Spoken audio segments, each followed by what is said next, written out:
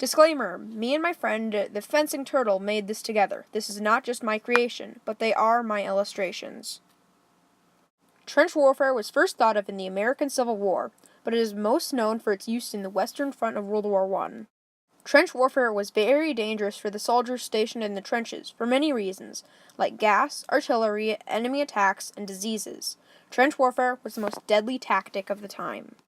In the first 2 months of the Great War, Germany had invaded Belgium and Luxembourg to get around the heavily defended French border, and also to get an easy route to Paris. This was called the Schlieffen Plan.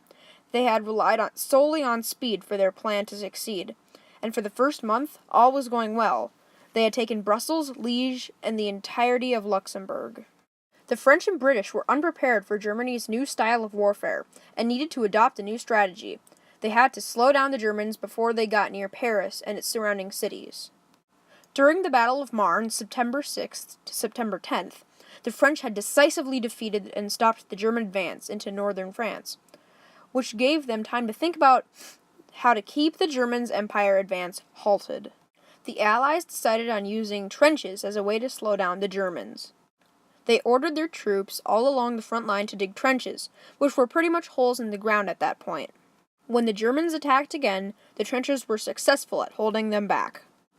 Fearing counterattacks, the Germans also dug their own trenches along the border. This led to the stalemate that was the Western Front in World War I. Trenches were not just a part of the battlefield in World War I, they were also the home of the men who fought in them. Trenches at the beginning of the war were commonly just 1 or 2 lines of trenches, but near the end they were complex lines of many different trenches. There were not just one type of trench, too. There were 4 different types of trenches: the firing trench, the cover trench, the support trench, and the reserve trench. In between these layers were communication trenches, which provided the purpose of exactly what they were called. Frontline trenches would be the very first line of trenches. Cover trenches would provide cover. Support trenches would provide support and where the medics were. And the reserve trenches were used for reserve troops. Soldiers would fight 4 days in the frontline trenches, then move back to the reserve for 4 days.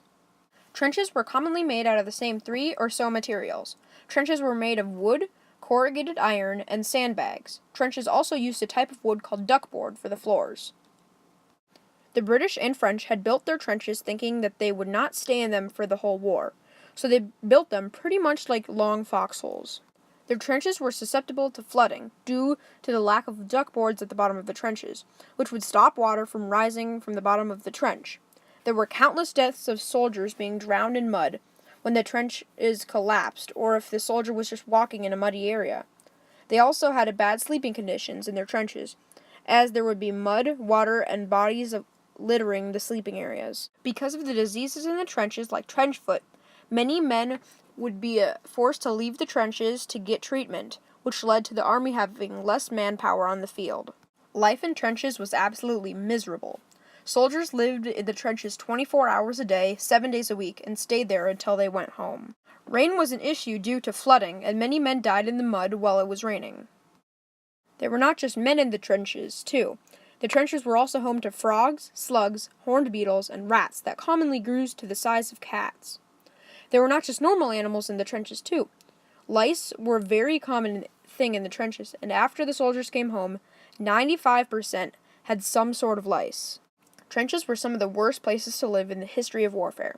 In the Napoleonic Wars, the men slept in towns. In World War II, the men slept in either trucks or the ground. But in World War I, men had to sleep in rat, lice, and disease-infested flooded trenches.